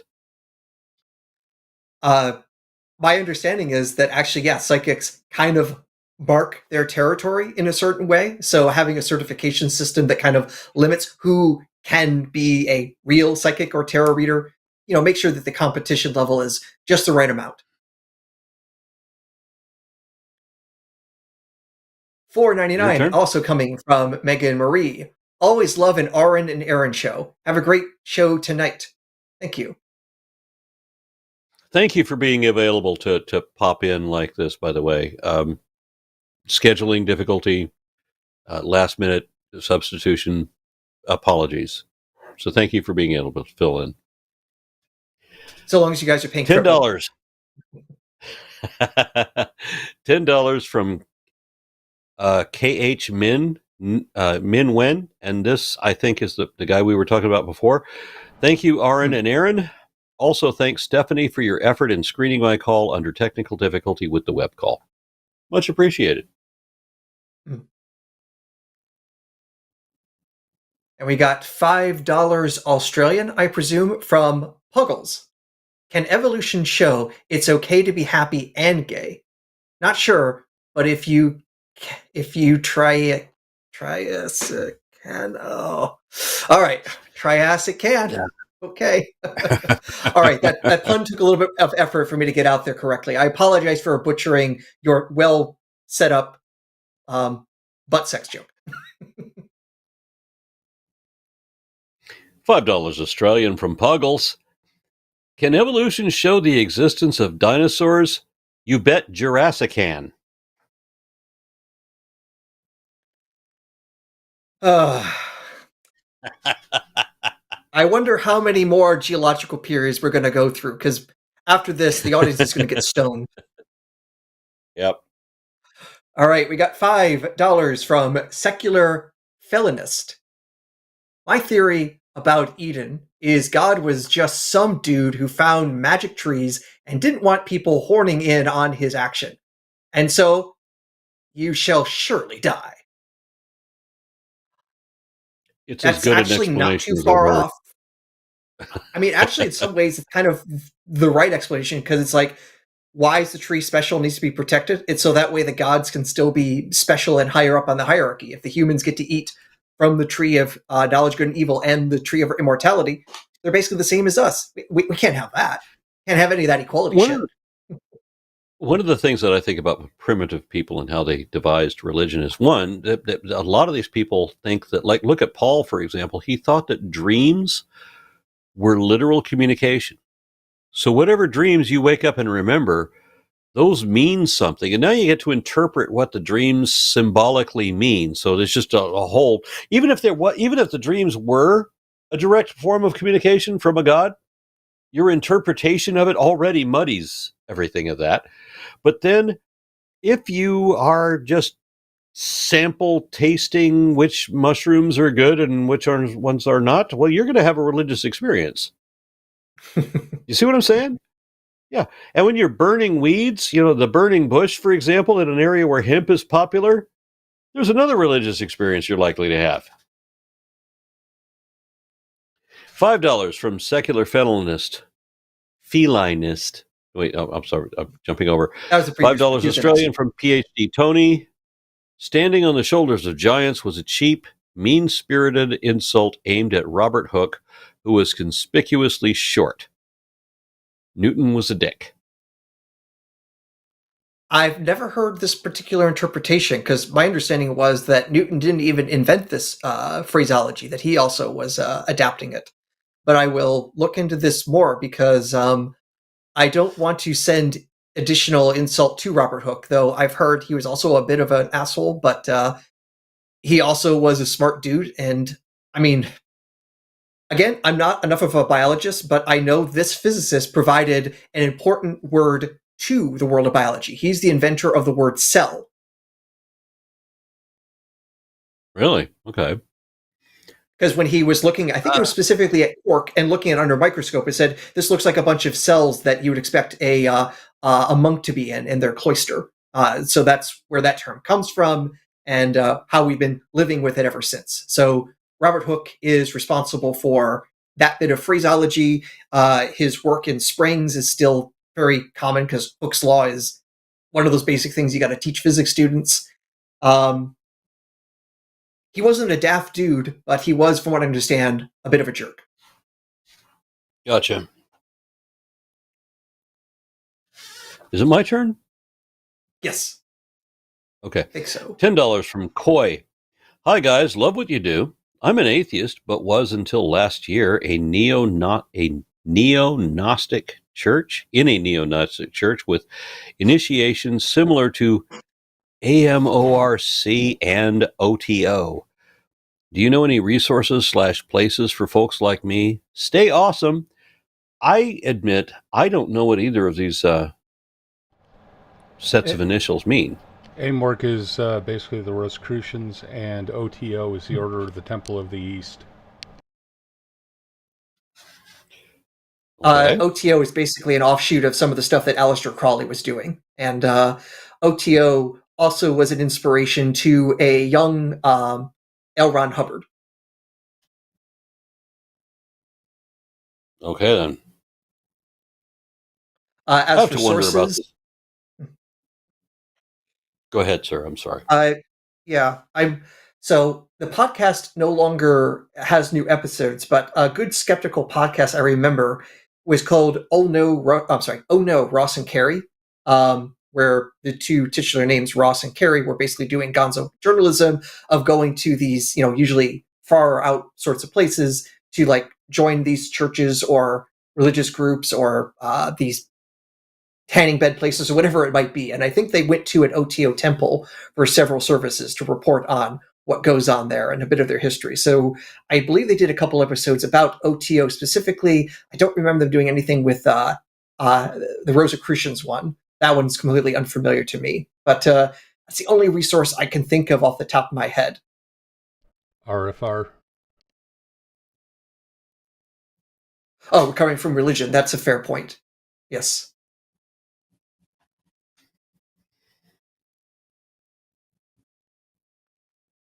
Okay, we got $4.99 from.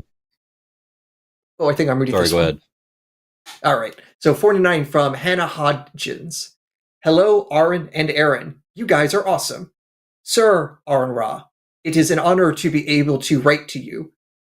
You have had the most amazing impact on me. We got some heart, we got some seeds, we got some atoms. Good stuff. Thank you kindly. It's been a long time since I've been called Sir Aron. I was a LARPer once upon a time, so it was then.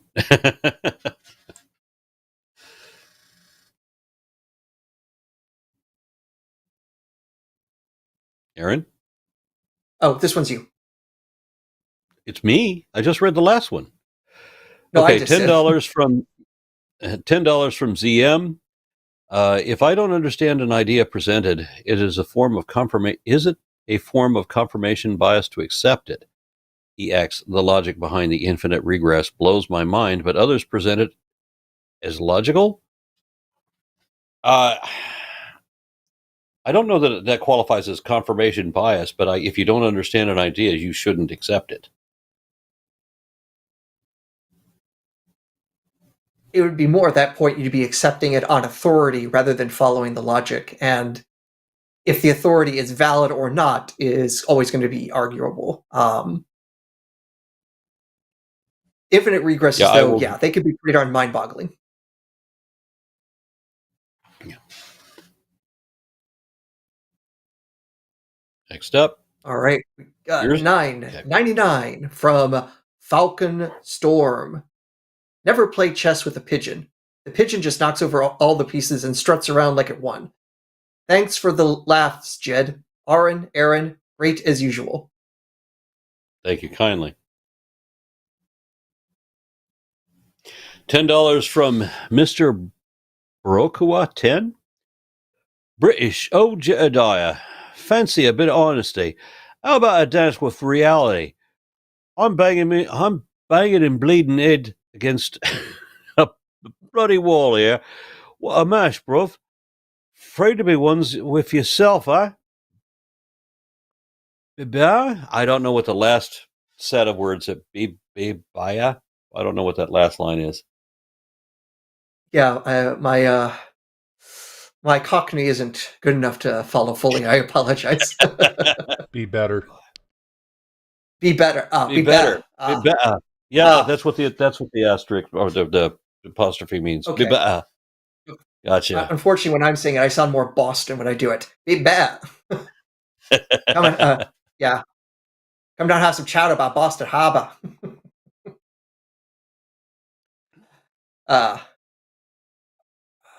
$5 from SJL. I had a great dream this morning. SJL, apologies. SJL. All right. I had a great dream this morning. When I woke up, I couldn't remember much more than I had dreamed. I guess my connection to God is a bad signal.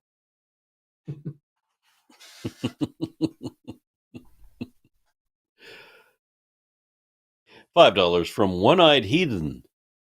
Clown wisely. Circus clowns? Check. Clownfish? Check.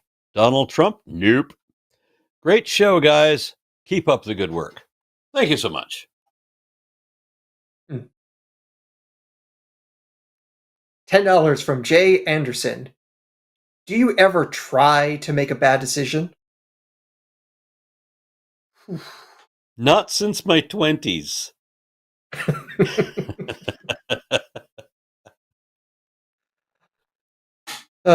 Yeah, I think we only ever say a decision was bad in retrospect. That's a fair point. All right. Very good to be on with you again. I do enjoy doing this show. I really felt we could have reached the Catholic guy until he started repeating shit we'd already corrected 4 times. And what is it about the religious belief? They can't get over the error. Oh, that's not the thing. Well, I need to adjust. No, they don't adjust their perspective on that. I'm mystified as to why. It's, of course, is this the argument that convinced them to become believers in the first place? Probably not. So there's some other reason they're presenting such rhetoric, and when it doesn't work, just rinse and repeat. And the reason that convinced them in the first place is that they were 2 and told you better believe this or else. And if you don't believe this, we'll punish you vigorously. That's what it is. All right. Well, thank you very much, Aron. I'm looking forward to the next show. Thank you, everybody that tuned in. Had a really good time. Good night.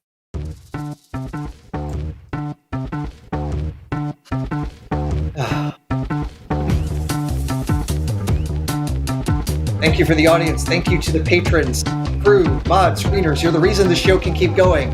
Aron, of course, it's always great to be here. But these people on the side scrolling, they're the reasons we can be here.